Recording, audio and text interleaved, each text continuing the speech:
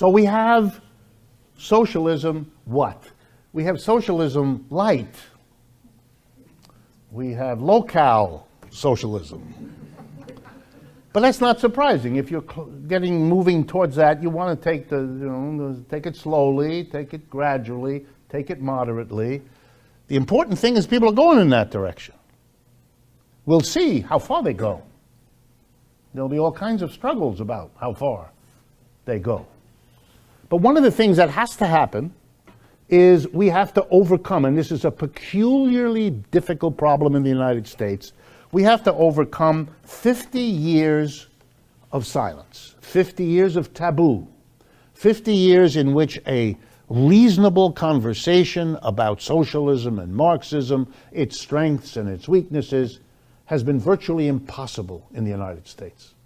I'm going to give you an example from my own life, just because that's what I know best. I'm an economics professor. I got my PhD in economics, so I've been a professor in economics departments in the United States.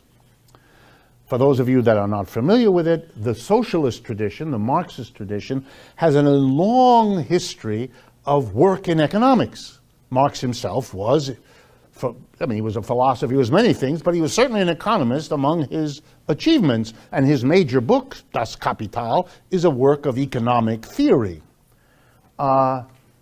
Given that, here's the remarkable thing. I have a PhD in economics from Yale University. I have a master's degree in economics from Yale University. I also have a master's degree in economics from Stanford University and a bachelor's degree in economics from Harvard University. I am a joke. I am an elitist joke. It's all true. I didn't make this up. I'd get into trouble if I made something like that up. So I didn't make it up. I was never required to read one word of Karl Marx for all those degrees. I mean, what else can I say to you? That's stupefying. That is so silly, so childish, so narrow, so frightened that you really don't know where to begin. It's like meeting an adult human being who has never had a conversation with anybody on the subject of sex. What are you going to do? You don't know where to start. You're kind of defeated before you begin. You're awestruck. Your words fail you. What? That's how I feel.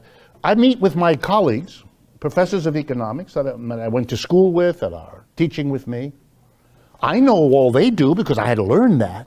But when I start talking about what I'm interested in from the Marxian perspective, they look at me as if I just switched to Urdu. And I don't speak Urdu. And they don't understand it either. But that's the kind of conversation we have. 50 years in which you excluded them. I would say today, and I'm being generous, I don't believe 5% of the American colleges and universities have anyone currently teaching who either teaches on this subject or knows anything about the subject.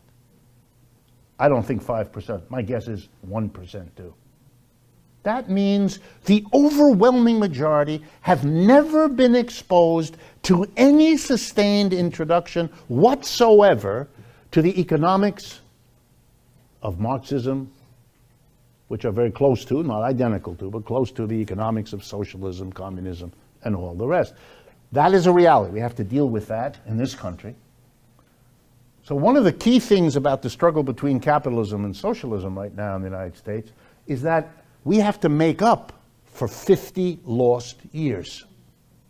It's almost like a person who was arrested for a crime he or she didn't do and put away for God knows how many years, and then comes out and, kind of has to rediscover a world that's radically different from what it was when they went in. We have to discover how you talk to a fellow citizen if you're interested, how you study it yourself. How are you going to do that? How are you going to catch up? And I mean those of us here, too, who are sympathetic, I assume. If you find all of this distasteful, you probably went to the wrong church this evening.